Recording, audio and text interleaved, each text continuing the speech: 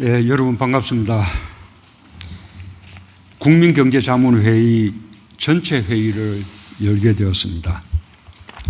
제2기 국민경제자문회의로서는 처음입니다.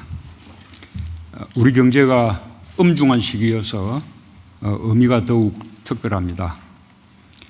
이재민 부의장님을 비롯해 각 분야 최고 전문가 분들을 2기 자문위원으로 모셨습니다. 잘 부탁드립니다. 여러분의 지혜가 어느 때보다 절실한 상황입니다. 강대국 간 무역 갈등과 보무역주의 확산으로 수출 의존도가 높은 우리 경제가 큰 어려움을 겪고 있습니다. 여기에 일본의 부당한 수출 규제 조치가 더해졌습니다. 8월 2일 일본은 백색 국가에서 한국을 배제하면서 사태를 더욱 악화시키고 있습니다. 일본이 이 사태를 어디까지 끌고 갈지는 좀 더 지켜보아야 합니다. 그러나 지금까지 한 조치만으로도 양국 경제와 양국 국민 모두에게 이롭지 않습니다. 자유무역 질서와 국제 분업 구조의 신뢰를 무너뜨리는 조치로서 전 세계도 우려를 표하고 있습니다. 일본은 자유무역 질서의 혜택을 가장 많이 본 나라이고 자국에게 필요할 때는 자유무역주의를 적극 주장해온 나라이므로 이번 일본의 조치는 매우 이율배반적입니다. 일본이 일방적인 무역 조치로 얻는 이익이 무엇인지 잘 모르겠습니다. 설령 이익이 있다 해도 일시적인 것에 지나지 않습니다. 결국은 일본 자신을 포함한 모두가 피해자가 되는 성자 없는 게임입니다. 지금은 국제적으로 고도의 분업체계 시대입니다.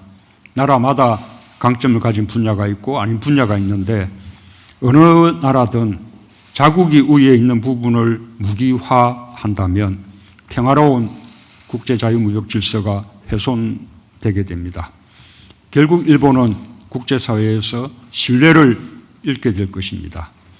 일본의 기업들도 수요처를 잃는 피해를 입게 될 것입니다. 일본은 부당한 수출 규제 조치를 하루속히 철회해야 할 것입니다.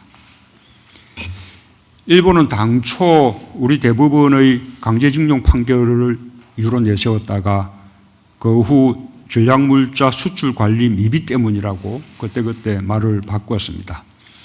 그러니 진짜 의도가 무엇인지 의문을 갖게 됩니다. 일본의 주장과 달리 국제평가기관은 한국이 일본보다 전략물자 수출 관리를 훨씬 엄격하게 잘하고 있다고 평가하고 있습니다. 미국 과학국제안보연구소가 올해 전 세계 200개국을 대상으로 전략물자 무역 관리를 평가한 순위에서 한국은 17위를 차지하여 36위의 일본보다 높은 평가를 받고 있습니다. 변명을 어떻게 바꾸든 일본의 조치는 우리 대부분의 강제징용 판결에 대한 경제보복입니다. 이는 다른 주권국가 사법부의 판결을 경제문제와 연결시킨 것으로서 민주주의 대원칙인 삼권 분립에도 입어야 되는 행위입니다. 우리는 이번 사태를 통해 냉정하게 우리 경제를 돌아보고 우리 경제의 체질과 산업 생태계를 개선하여 새롭게 도약하는 계기로 만들어내야 합니다. 당장 기업의 피해를 최소화하는 단기 대책부터 시작해서 우리 부품 소재 산업의 국산화 등 경쟁력을 높이고 더 나아가서는 전반적으로 위축된 우리 경제의 활력을 되살리는 보다 종합적이고 근본적인 대책까지 필요한 시점입니다. 정부는 그에 맞춰 단기 대책과 중장기 대책을 발표했습니다. 그 전반에 대해 국민경제자문회의가 살펴주시기 바랍니다. 일본의 조치에 대한 대책과 함께 한국 경제 전반에 대해서도 고견을 주시기 바랍니다. 감사합니다.